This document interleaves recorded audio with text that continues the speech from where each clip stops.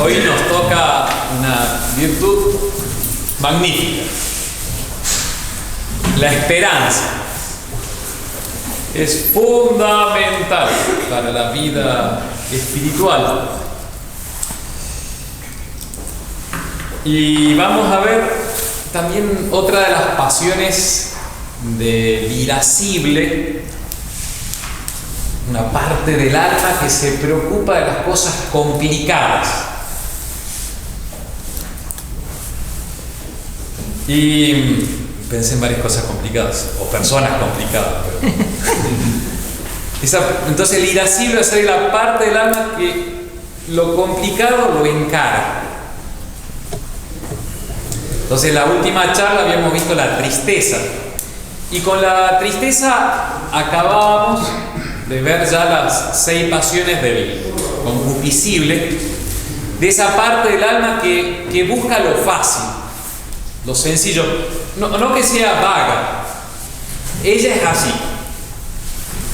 Las potencias del concupiscible, que son 6: el amor, el odio, el deseo. Lo opuesto al deseo, ¿cómo se llama? ¿Cómo? Aversión. Muy bien. La aversión, cuando se tiene lo que uno busca, desea, es el gozo, la alegría, el deleite. Y cuando se tiene lo malo, está presente la tristeza. Entonces son las 6 pasiones del concupiscible. Y hoy y mañana, la próxima charla, que será la última, esta es la penúltima, vamos a ver las 5 pasiones del irascible, de esa parte del alma que se preocupa de lo complicado. Son 2 funciones muy distintas: las potencias del irascible y la del concupiscible. Bien. Vamos a ver hoy entonces el temor, la esperanza, y vamos a concluir con la importancia de la esperanza. Vamos a ver un montón de cuestiones. De hecho, vemos 28 artículos. ¿Se acuerdan que la suma teológica está dividida en partes? Cada parte tiene cuestiones y cada cuestión tiene artículos. Entonces vamos a ver 28 artículos, un montón. Entonces son muy, muy resumidas. Se podría tratar un montón todo esto. Bueno. Y antes que nada vamos a ver las pasiones del irascible. La diferencia entre las pasiones del concupiscible y del irascible. Entonces, cuando digo pasiones del concupiscible, Constanza, ¿significa que son buenas o malas? Si es del concupiscible.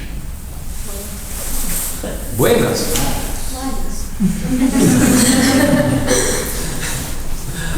Ni furifa. Son disposiciones del alma. Todo esto estamos haciendo el repaso de lo que habíamos visto al comienzo. Moralmente depende, pero así nos movemos. ¿Se acuerdan que el objetivo de nuestras charlas de este curso es entender el corazón del hombre, que es muy complejo? Tiene distintos movimientos el corazón. Bueno, vamos a poner ejemplos del concupiscible y del irascible. El concupiscible es muy sencillo. Ve un bien y va. Cuando ve un bien así, a secas, sin complicaciones, ahí estamos hablando del concupiscible, de la potencia del concupiscible.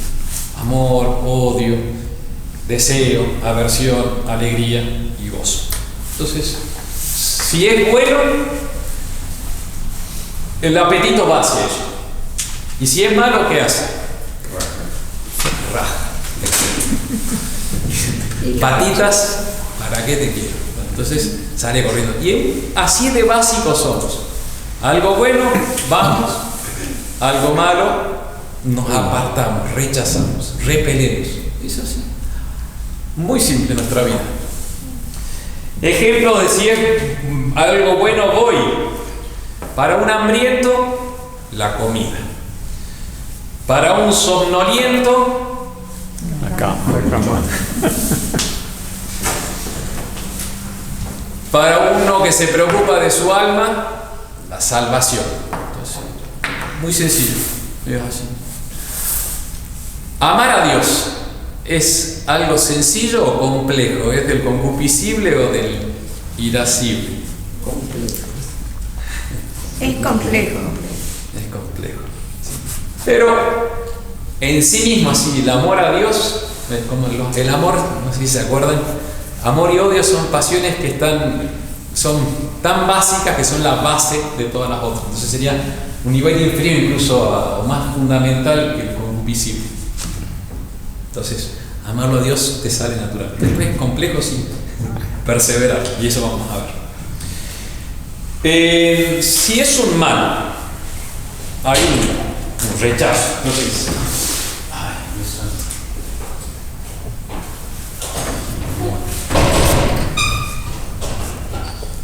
Nombre, y acá hay un bien.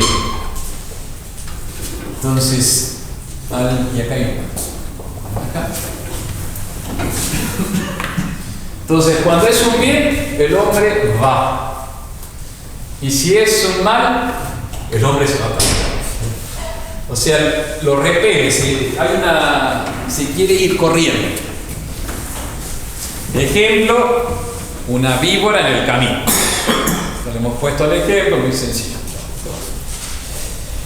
El pecado, también, rechazo. ¿Hay un rechazo al pecado? No. Mal ejemplo. Que no siempre se ve como mal. Claro, por eso se va el pecado. Vamos, borremos el pecado. Una víbora. Otra vez la Biblia. El pecado Estamos hartos de la Biblia. siempre se ve mal. Uno no lo quiere ver mal, pero es siempre malo. Sí. No puede ver el pecado como un bien nunca. Pero tiene. Porque no se dio un engaño. Sí, pero tiene muchísimo bien. No, de bien aparente, no, pero seamos realistas. O sea, ¿por qué no estamos confesando toda la semana? Pero no, sí, en sí mismo es un mal. Nos confesamos toda la semana, pues sabemos que es malo. No, porque a usted no le gusta. Sí, sí. El irascible, vamos a ver, nos metemos acá.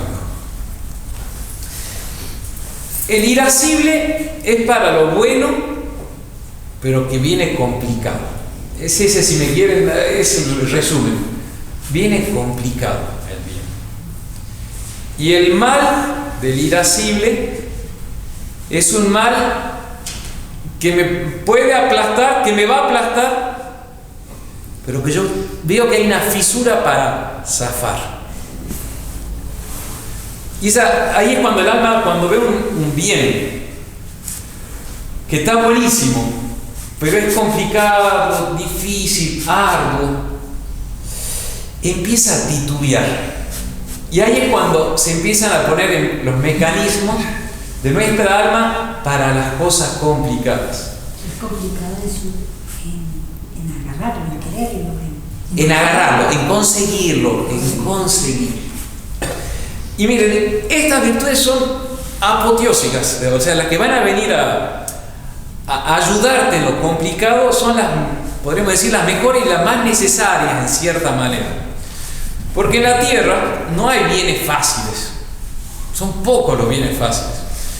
Y la mayoría son complicadísimos. Un título profesional. En el siglo XXI. De pagar, hay que conseguirlo, ¿no? Si su papá tiene plata. Es algo para el padre. Un título profesional. Está buenísimo. Ahora no sé, cada vez nuestras juventudes, nosotros mismos, comparado a nuestros abuelos, somos medio chantones. Pero un título profesional está espectacular.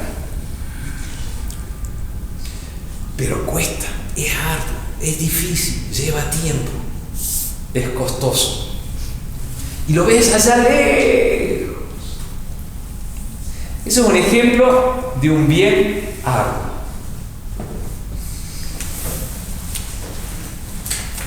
La salud, cuando uno está enfermo y tiene que ser sometido a una operación. Sonriste. Don Luis podría decirlo también. Creo que todo lo que hemos pasado, un momento así de que, mira, entras al quirófano, ojalá que salgas, pero no te queda otra. Bueno, vamos, allá nos metemos. Entonces vos estás viendo el bien, es la salud. Pero hay que atravesar una cosa tremenda. Bueno, vamos, nos metamos. Eso es la esperanza. Ahí está funcionando las virtudes del corazón que dice, sí, está jorobado, pero encaremos. Vamos.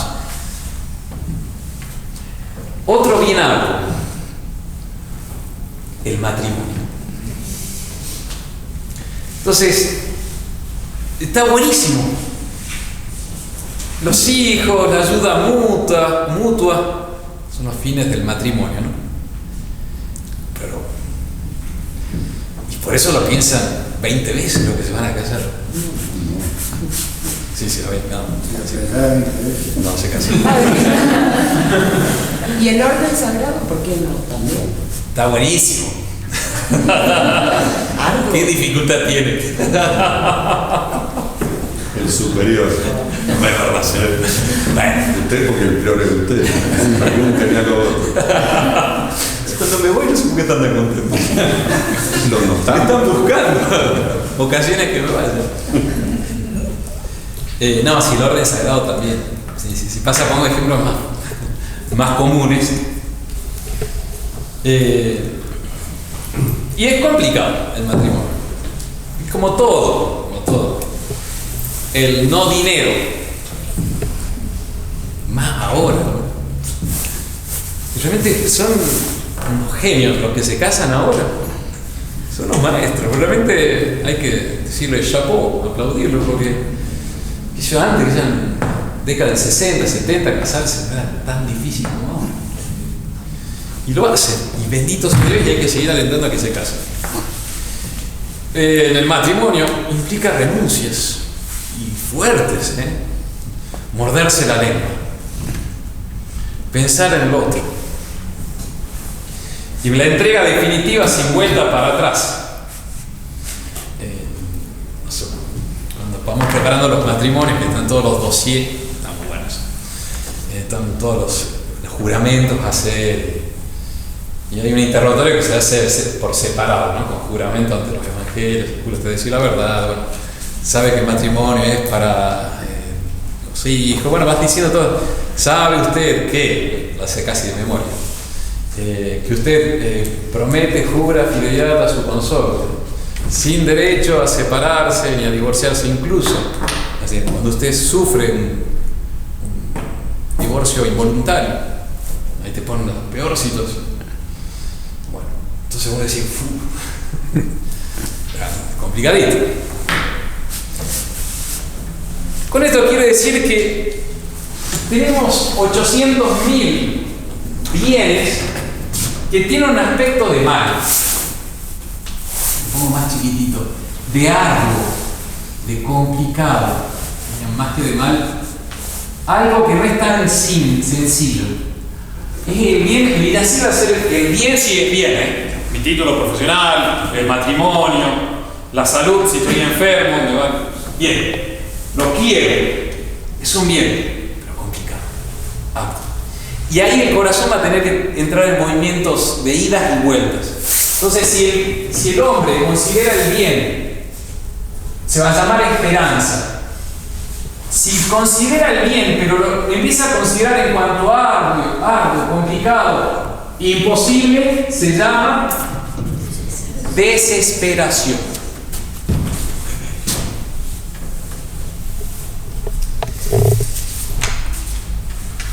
Ahora vamos a ver el mal. Vamos a poner ejemplos. El soldado en la defensa de su trinchera ante un enemigo superior. Entonces sabe que los que están al frente, que están más armados, son más numerosos, están mejor posicionados. Se empieza a temblar. Los que han estado en combate incluso dicen que incluso se hace, porque es tan fuerte el temor que ahí no, por más horas de entrenamiento, bueno, vos tenés que enfrentar el mal. O sea, los tipos te vienen a matar, es así, no es que le puedes decir me rindo, vienen a matar.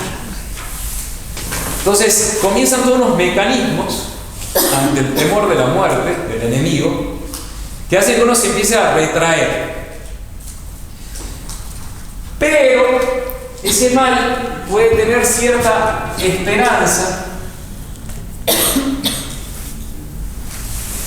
de zafar. Entonces hay una puertita abierta, hay una rendija por la cual yo sé que me va a aplastar, pero yo puedo encararlo. Ahí va a estar la audacia. Dicen que el éxito o la victoria son de los audaces, porque acometen, enfrentan al mal, que es mal, pero dicen, lo puedo agarrar por acá.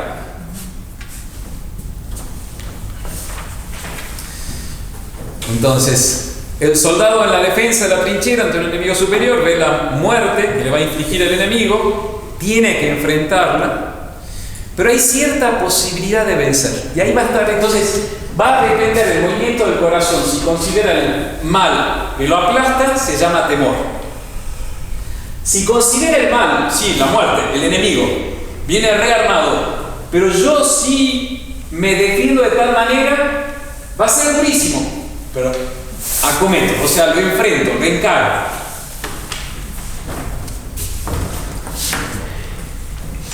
Ahí va a estar entonces. Hacia el bien, la esperanza. La desesperanza, ¿es hacia el mal o hacia el bien? La desesperanza. La desesperanza. No. No, hacia el bien sí que... Claro, porque es... consideramos un aspecto malo, sí. Pero la reacción tuya es hacia el bien. O sea, lo veo el bien, pero no lo puedo, no es para mí. Pero cree que no lo va a alcanzar. Y ahí tiro la... O sea, estoy hablando del bien. No es lo mismo que el mal, porque este es el cielo. La desesperación sería un poco más fácil. El cielo. Es el bien, espectacular. La desesperación teológica es con decir no lo voy a alcanzar.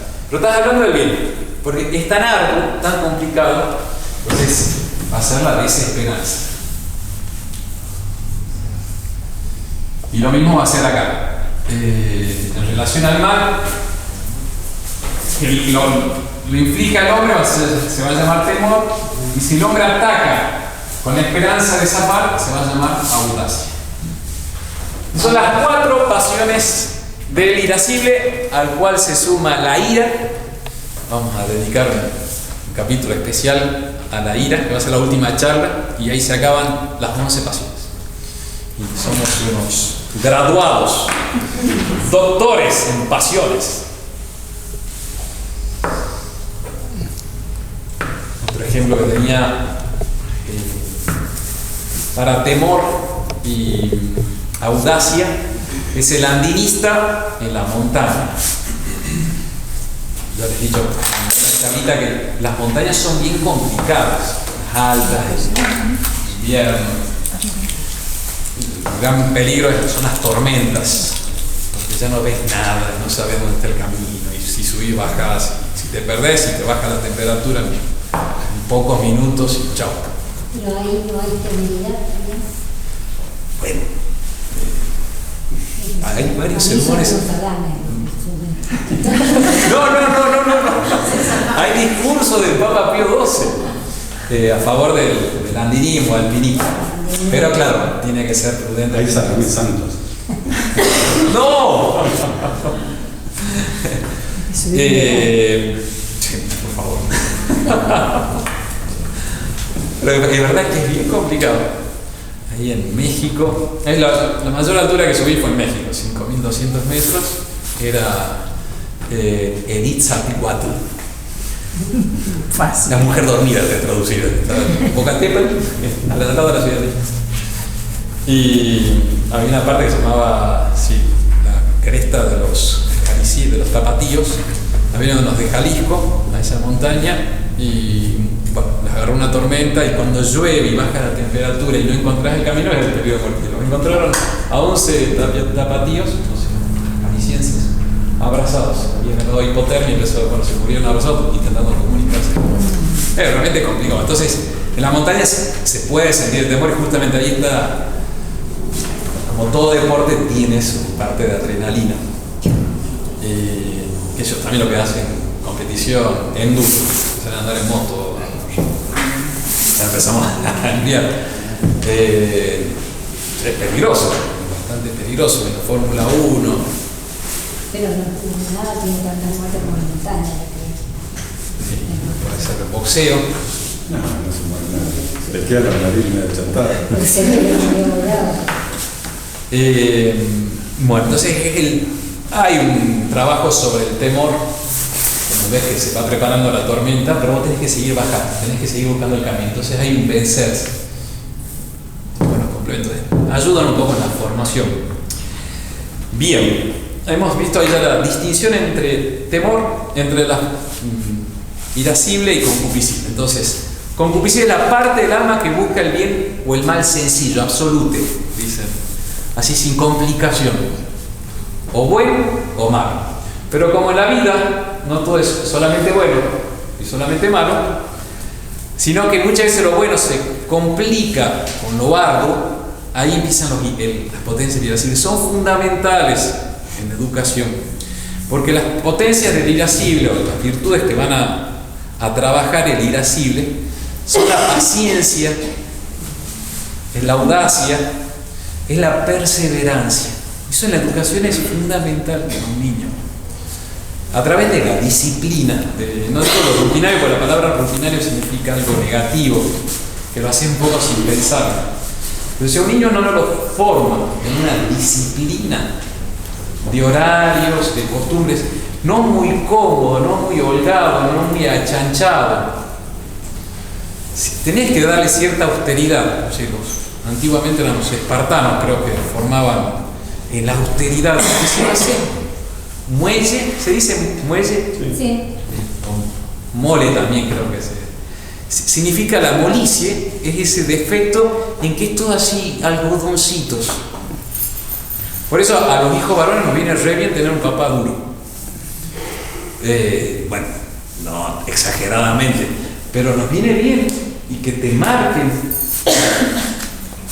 Si uno cría a los niños así, flanes, sin columna vertebral, sin superarse, no, ya está, olvídate, no logras nada.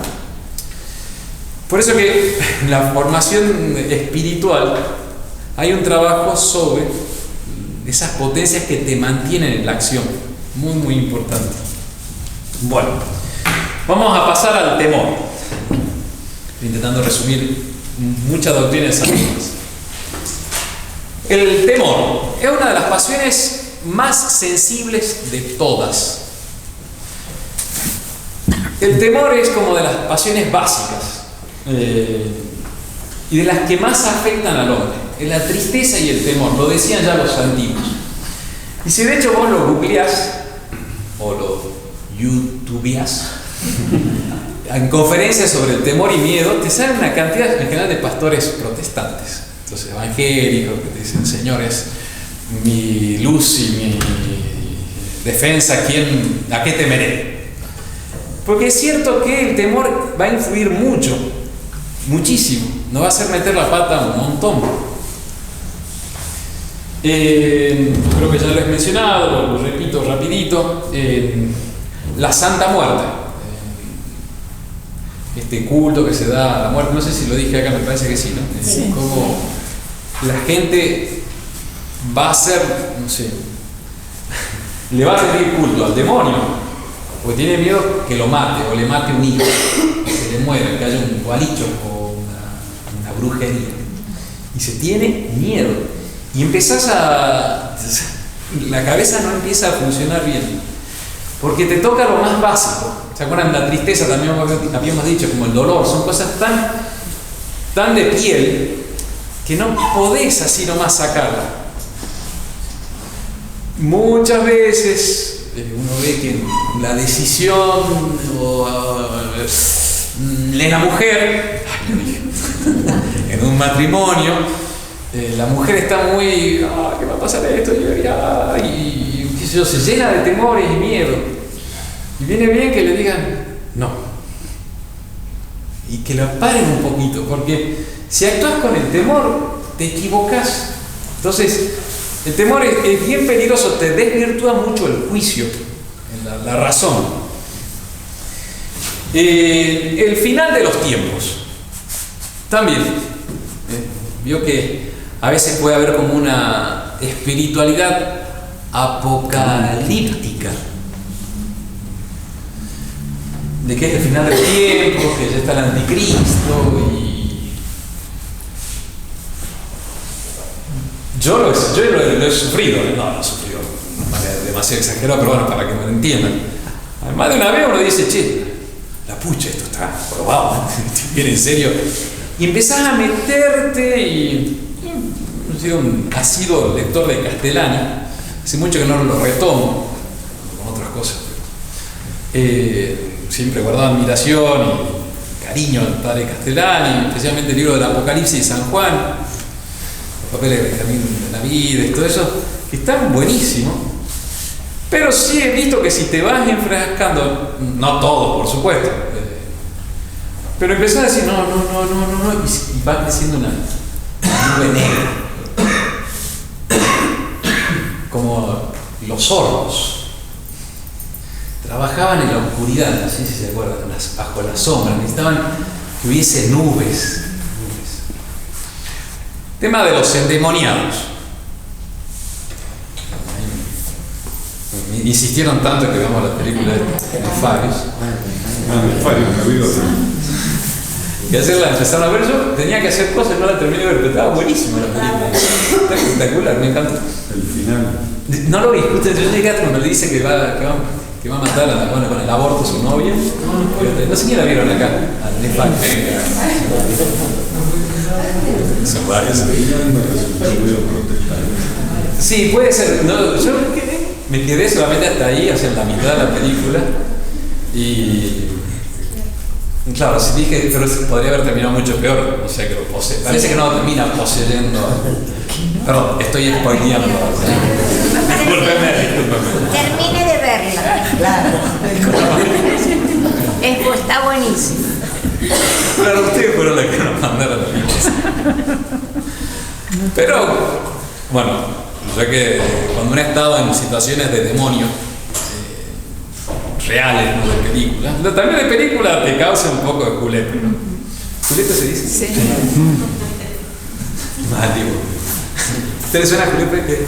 Sí.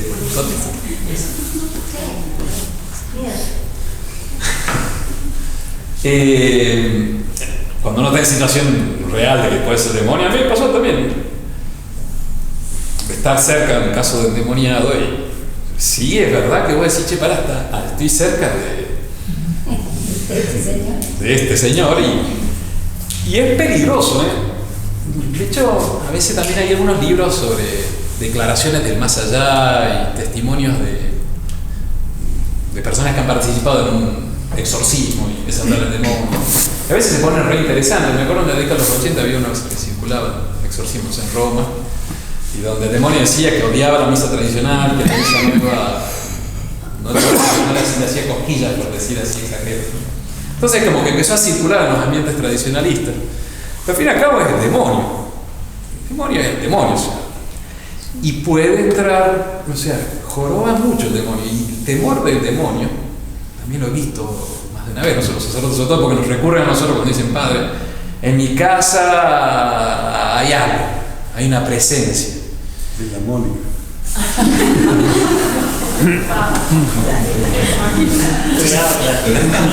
Me habla.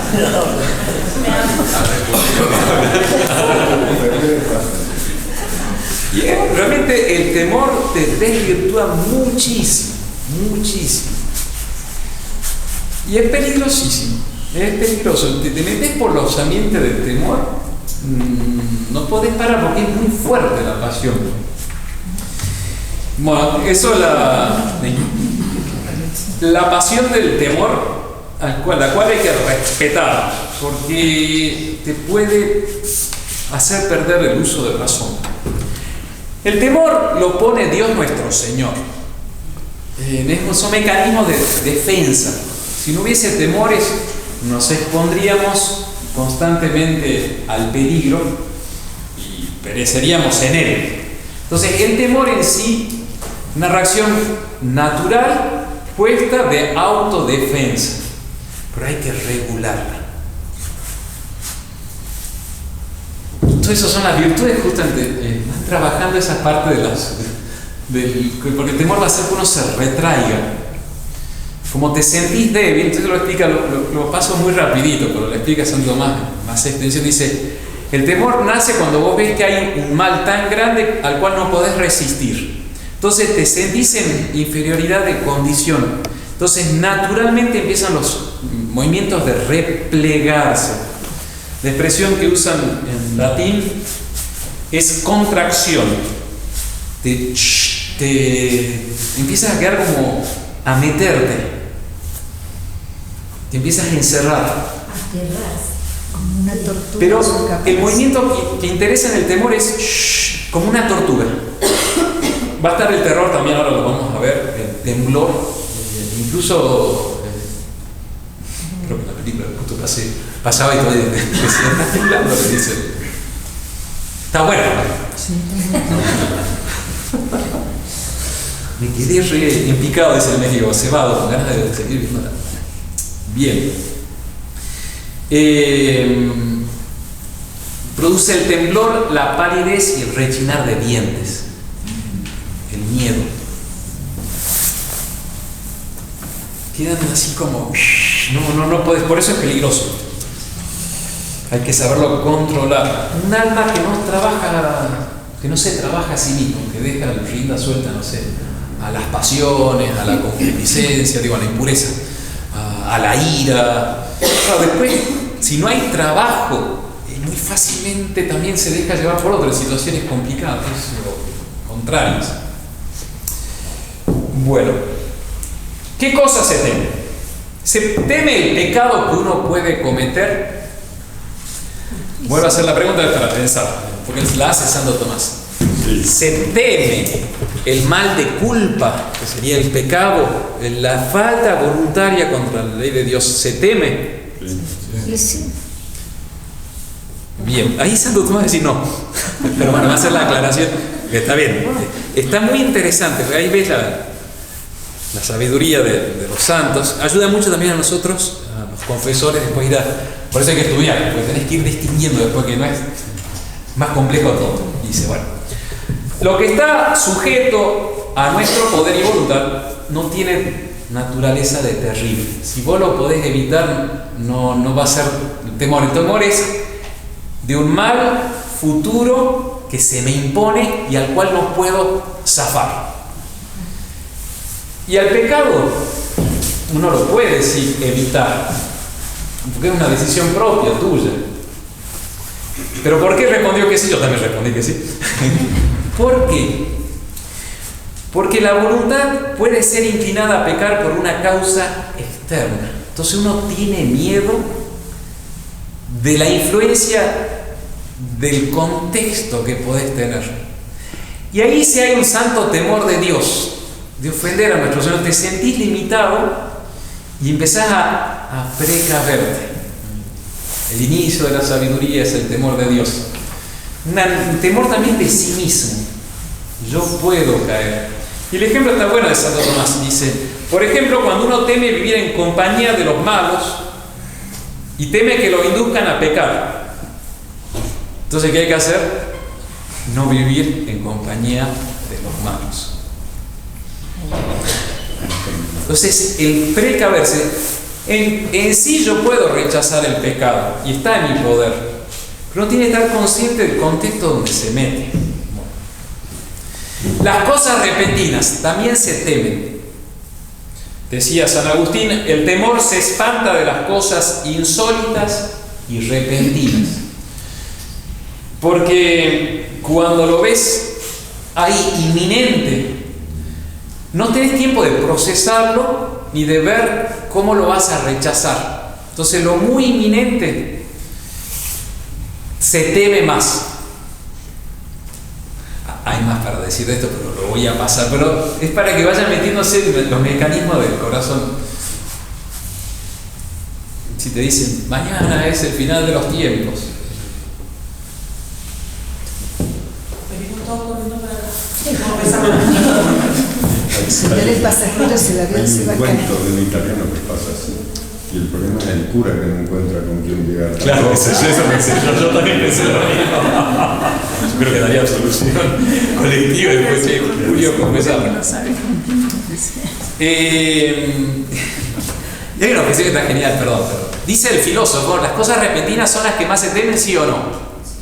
Y hay una objeción que dice, no, por ejemplo, los iracundos son de reacciones muy violentas, muy rápidas, repentinas. ¿Viste que explotan así? ¡Pum! Se disparan rapidísimo. Entonces, ¿a quién teme más uno? ¿Al tranquilo o al iracundo? Depende con si uno se casó con uno o con el otro. Acá está genial. Dice el filósofo que son más temidos no los que son prontos a la ira, sino los apacibles y astutos. Entonces, al iracundo vos sabés, eso, mi papá, mi mamá es así, que ya sabe que te va a pegar el grito, va a saltar, a talear. Pero el peligroso es el que se va quedando calladito, ¿no? Ricardo Barrera, odontólogo de La Plata, 1992. Yo viví en La Plata, pocas cuadras. No sé si conocen. No nos metamos con los héroes Yo sabía que de la masculinidad. No sé si conocen el caso, quizás los más jóvenes. San Barrera. Es un odontólogo que vivía en la zona céntrica de La Plata, provincia de Buenos Aires, y era una persona callada. Tenía la esposa que lo fustigaba y fustigaba y fustigaba y fustigaba y fustigaba. Y que le decía, vos sos un inútil, vos no servís para nada, pi, pi, pi, pa, pa, pa. Y un sábado a la mañana se fue primero, con la amante, después volvió. Ese día le había gritado todo, estaba su suegra y sus dos hijas, una cosa horrible. Agarró el fusil que la escopeta que le había regalado su suegra, si no me equivoco, y quedó a su esposa, a su hija mayor, a su hijo menor y a su suegra. Chao. Santo patrón. Y así dice. Y ahí va perdón, cuando leí esto, yo decía, este es Santo Tomás, siguiendo a Aristóteles, ¿no? Fíjese la sabiduría de la antigüedad. Los iracundos no ocultan su ira, y por eso el daño que causan no es tan repentino que no se prevea. Pero los hombres apacibles y astutos ocultan su ira, y así el daño inminente por parte de ellos no puede preverse, sino que llega de improviso. Entonces son más imprevisibles los calladitos, que no dicen nada, que vienen cosas. Que la matan callando. Son peligrosos. Bueno, vamos a pasar la esperanza. La esperanza es la mejor de todas las virtudes. No sé si la mejor, pero está muy importante.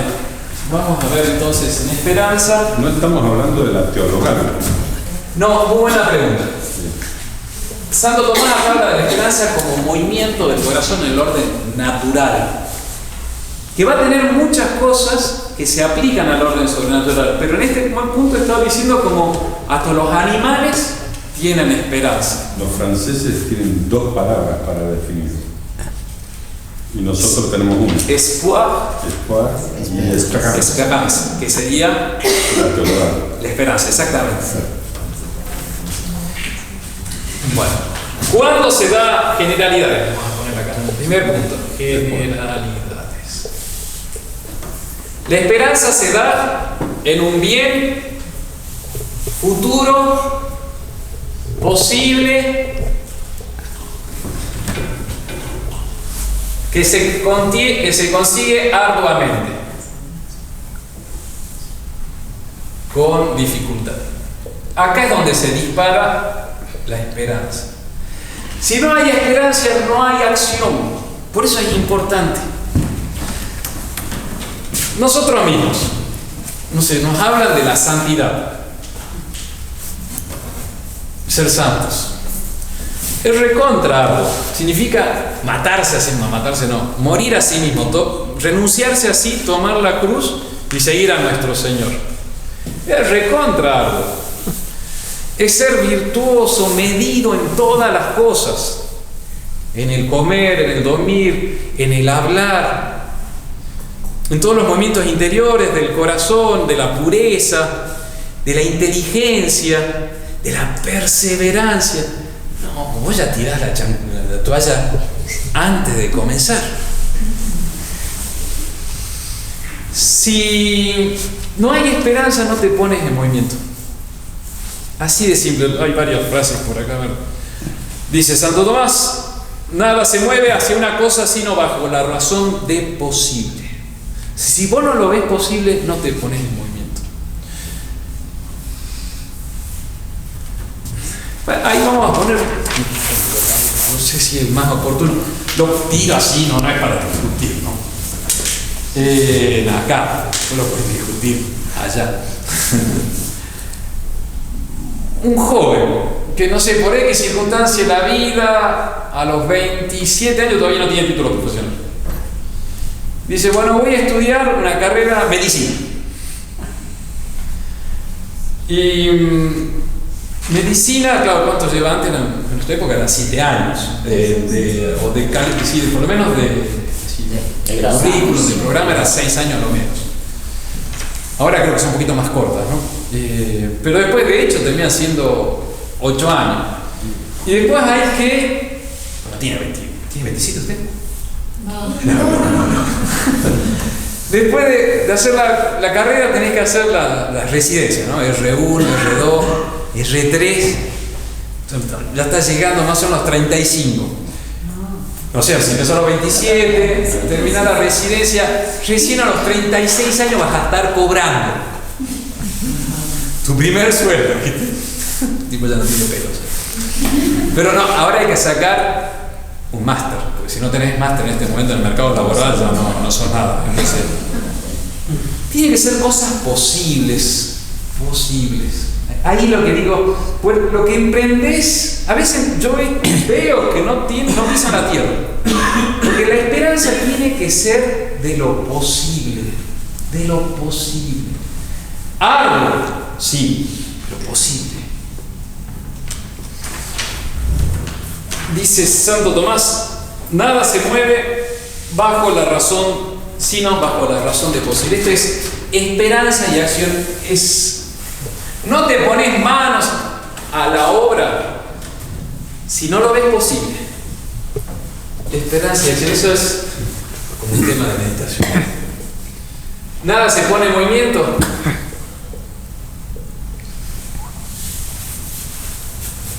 sino en razón de lo posible.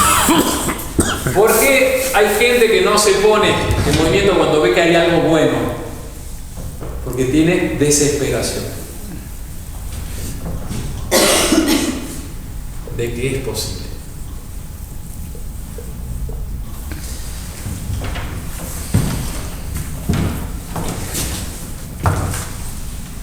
Los jóvenes tienen esperanza. Ahora que sí. Yo no sé si yo veo que las generaciones actuales me parece que tienen menos esperanza.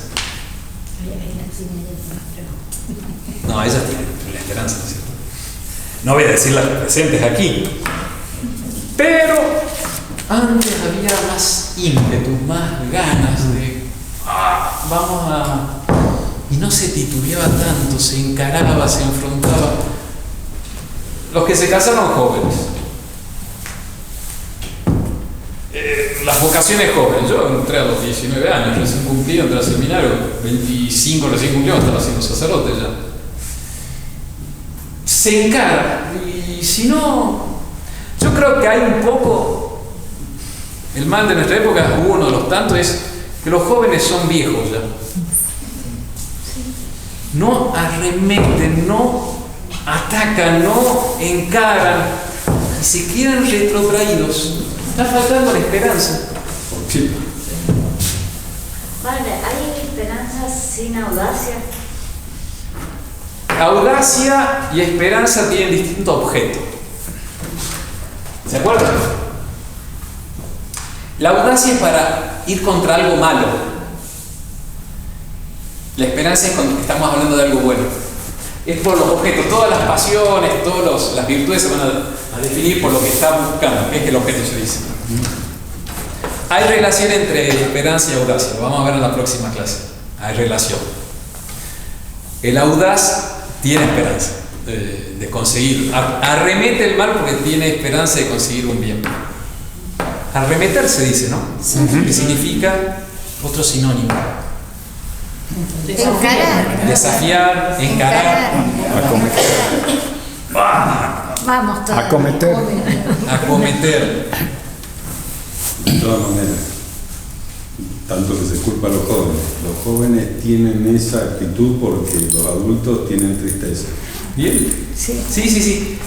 De hecho, es eso, hay que transmitir esa esperanza, de decir, vámonos, encaremos.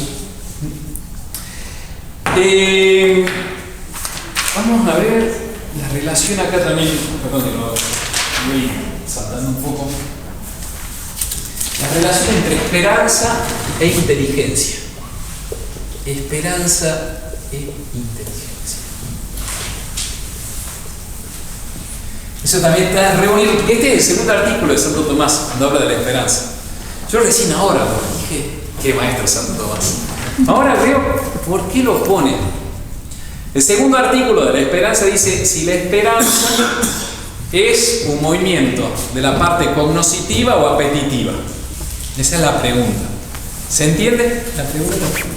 ¿La esperanza sería algo del corazón o algo de la inteligencia? Ok. Y de la... Bueno, están las objeciones, pero no, es del corazón, porque es búsqueda del bien. Del bien, no de la verdad. Entonces, en la esperanza vos buscás un bien, pero necesitas inteligencia. ¿Por qué? Porque cuando vos encarás para algo difícil, o algo bueno pero difícil, estás con tu cabecita viéndolo como futuro. Te estás proyectando. Hay una mirada que es propia de la inteligencia, que ve el futuro y que ve lo posible. Hay como un estudio, un análisis. Che, pará, si yo me lanzo a comprar una casa, no sé, Procrear me da un crédito de 2 millones. Así nada. Un baño.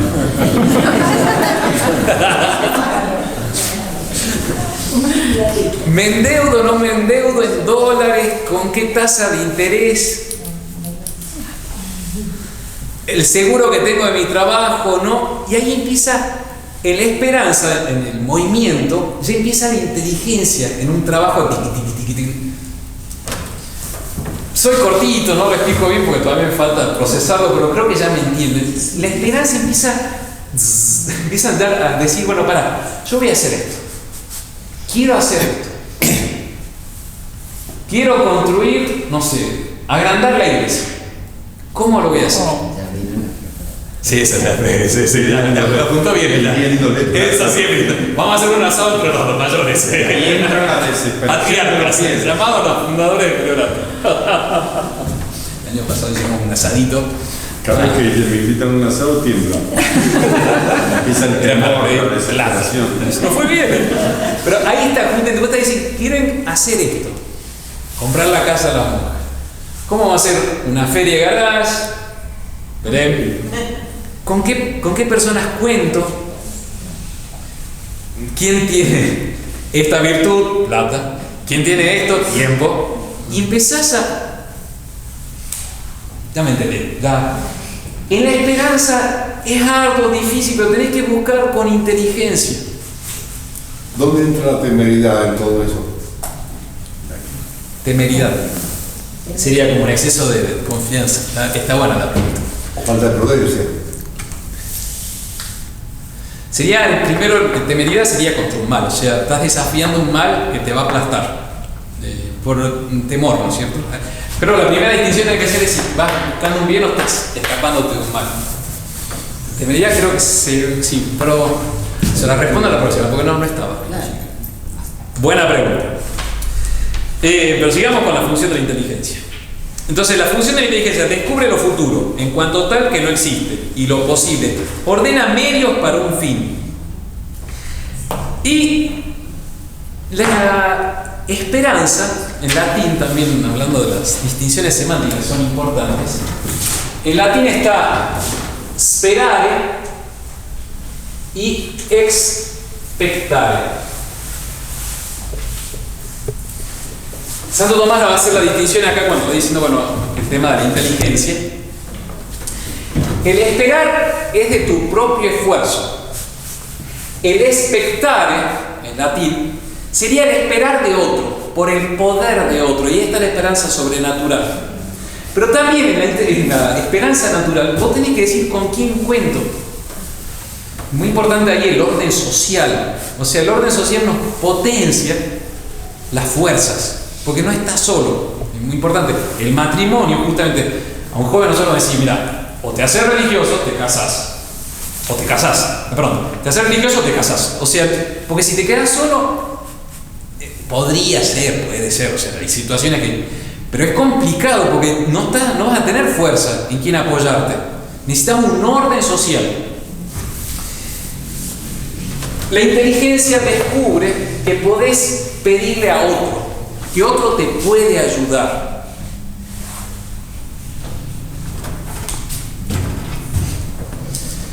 Sigamos. Ya vamos terminando. Entonces la inteligencia, o sea, porque a mí también se me confundía con prudencia ahí, porque está como analizando el caso de la casa, por ejemplo. Estás analizando que si es prudente o no meterme en eso.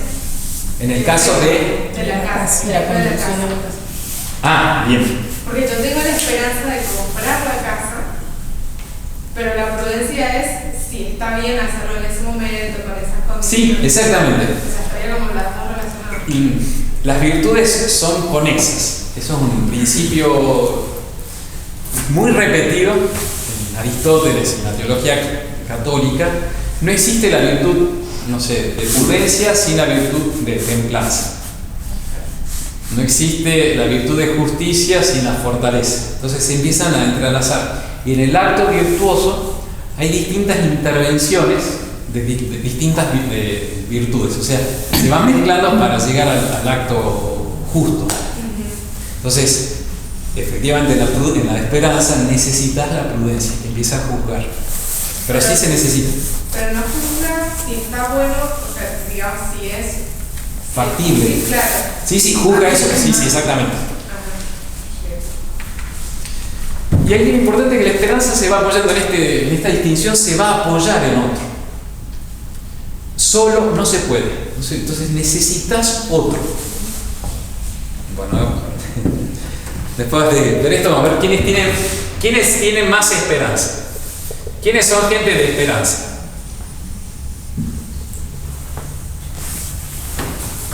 Primera pregunta que hace Santo Tomás: los experimentados.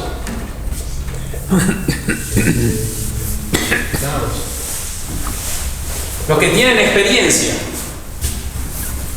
tienen más esperanza que los que no tienen experiencia. No. Depende si tuvo buena experiencia o no. No. Muy bien. ¿Cuál es? ¿Qué dijo que es muy bien? Depende si tuvo buenas o malas experiencias. Ah, claro. Dice Aristóteles: los viejos son difíciles para la esperanza a causa de la experiencia. Creo que los que nos sentimos ya un poquito de experiencia, la verdad que ya apenas comienza el otro y bueno, padre, vamos a hacer esto, otro. No. Padre, no, ya 15 veces me embarqué en lo mismo, me venís a proponer lo mismo, no y no. Los papás son así. No. Y cuando el papá se hace abuelo se llama no. Es un chiste de... Es verdad, los viejos, y acá se ve un poquito, no sé en el priorato, las jóvenes generaciones a veces.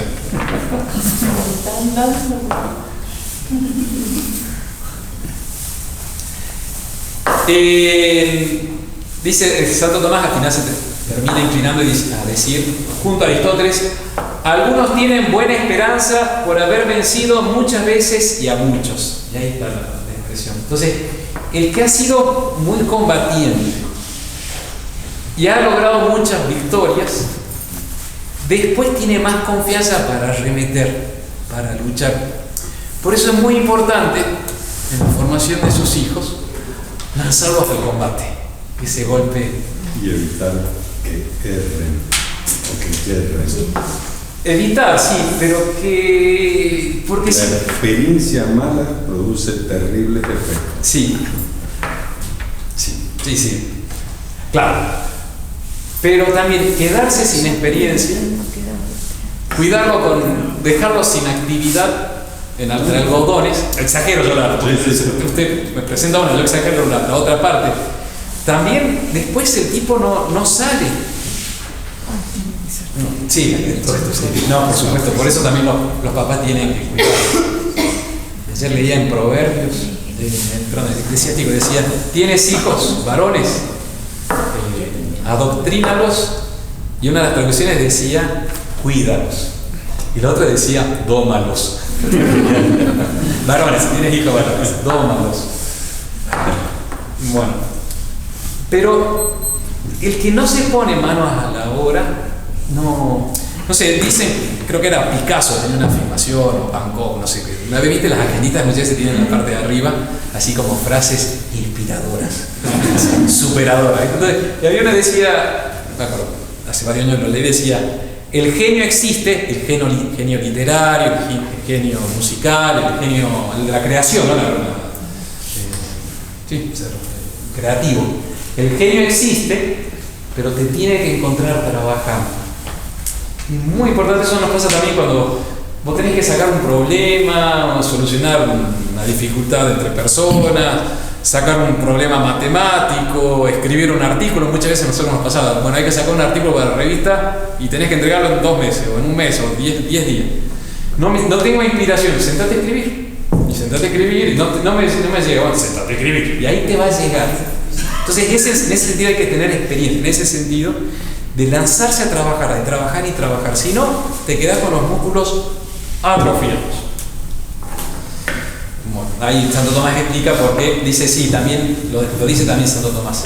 El que ha tenido experiencias malas queda después amedrentado, muy temeroso. Pero dice, entre las dos produce más esperanza que, porque dice en 2 aspectos, lo voy a pasar rapidito, les recomiendo leer el artículo. Después hay otro que dice, ¿quiénes tienen más esperanza? Si los jóvenes y los ebrios tienen esperanza. ¿Qué piensa Miguel? ¿Los borrachos tienen esperanza? Sí, siendo superpoderosos. Bien. ¿Lo hablas por experiencia? No, ese solo Aristóteles decía, los ebrios tienen buena esperanza y los jóvenes también tienen buena esperanza. ¿Por qué? Los jóvenes están buenísimos, no lo voy a leer rapidito. Efectivamente hay que alentar, ¿cierto? Yo soy justamente de alentar. Ella es testigo, cuando me dijeron, se voy a casar jovencita, métase hermano, ya metete, si no, ¿qué vas a estar? Años. Claro, lo bueno es que yo voy dentro de unos años, ya no sé qué pasará.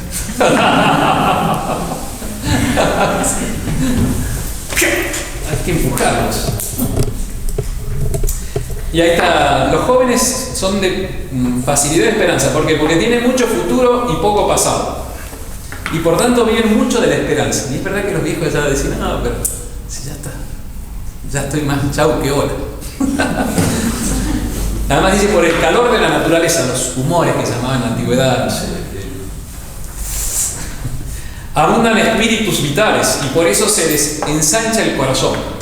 Por eso los jóvenes son animosos y tienen muy buena esperanza. Y además los jóvenes no han sufrido reveses, ni han experimentado obstáculos en sus esfuerzos, y juzgan con facilidad que una cosa les es posible. De ahí que los jóvenes, por su inexperiencia de los obstáculos y deficiencias, fácilmente consideren posible una cosa. Y ahora, hablando en serio, es cuando vos pedís consejo y a los más grandes, es importantísimo, es una decisión como el matrimonio, pedir consejo a los papás, o al que te conoce un poco.